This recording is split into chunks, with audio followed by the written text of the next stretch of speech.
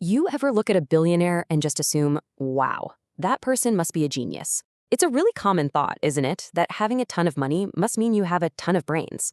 Well, today we're going to dive into a fascinating and frankly pretty hilarious satirical paper that completely flips that idea on its head. So yeah, this is the big question. Most of us are kind of taught to believe that massive financial success is the ultimate proof of brilliance. But what if that's not just wrong? What if it's the exact opposite of the truth? In that quote, it brings us right to the source for this whole explainer, a satirical paper by Ketil Haugen. With just that one line, he makes it clear he's skeptical. He's basically saying he's tired of the hero worship, tired of all the success stories we're fed. He thinks something else is going on. Okay, so to really get Haugen's wild argument, first we've got to look at the conventional wisdom that he's trying to tear down. Yeah, you know the drill. We hear it a million times. The super rich got where they are because of grit, smarts, and just always making the right call at the right time. But Haugen is super blunt about this.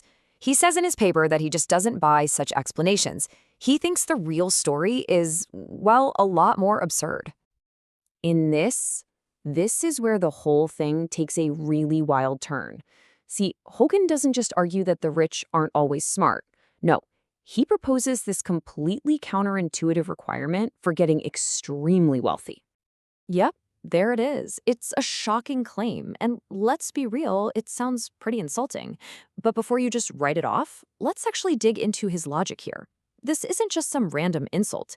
It's a satirical argument built on a very specific idea of what getting rich even means.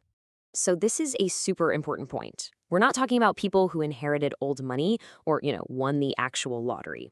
Haugen's talking about the people who started with something, maybe an idea, maybe some capital, and then grew it exponentially. Think founders, think high-stakes investors. So the big question is, how on earth can he argue that stupidity is required for this? Well, his idea is loosely based on a pretty fundamental concept from financial theory. Let's get into it. You've probably heard this before as high risk, high reward, right? The theory is basically that to get people to invest in something uncertain, like the stock market, you have to offer them the chance of a bigger payoff than they'd get from just leaving their money in a super safe bank account. That extra potential reward, that's called the risk premium. And this really boils it down to the choice everyone with some money has to make. You can be the safe saver, and you'll get predictable but kind of slow growth, or you can be the risky investor. You open the door to failure, but you also open the door to the possibility of getting seriously wealthy. Okay, so if taking some risk gives you the potential to get rich, what does it take to get super rich? We're talking billionaire level rich. Well, this is where the author's argument gets pushed to its most extreme conclusion. You can see where this is going, right? Haugen's just taking that basic economic idea and cranking it up to 11. If you want an outcome that's thousands of times bigger than average, you can't just take average risks. You have to take absolutely massive, astronomical risks. And right here, this is the absolute heart of his argument. A sensible, rational person, what do? They diversify, they weigh the odds, but taking a super big risk, like, say, putting every penny you have into one incredibly unlikely startup, that's not a rational move. The chance of success is tiny. By any normal definition, it's a silly gamble.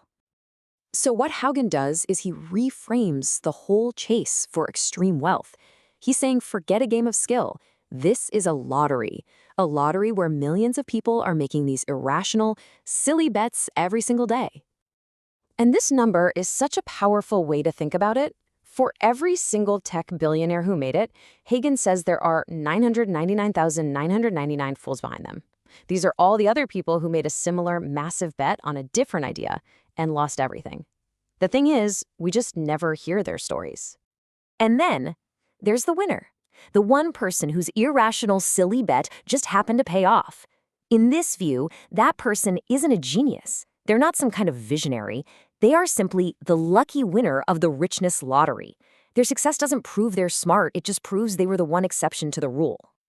All right, so where does all this leave us? If becoming super rich is just like winning a lottery for fools, what's that supposed to mean for how we view wealth and success? Well, the paper's final conclusion is a direct challenge to how we're taught to think. If extreme wealth is just the result of an irrational gamble that paid off, then using that wealth as a measuring stick for someone's intelligence, their character, or their worth as a person is completely and utterly absurd. And there you have it.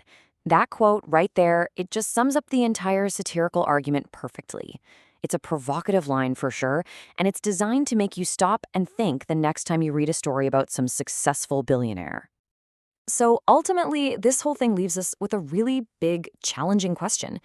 If we can't measure success by the extreme outcome of a lottery, then what should we be measuring it by?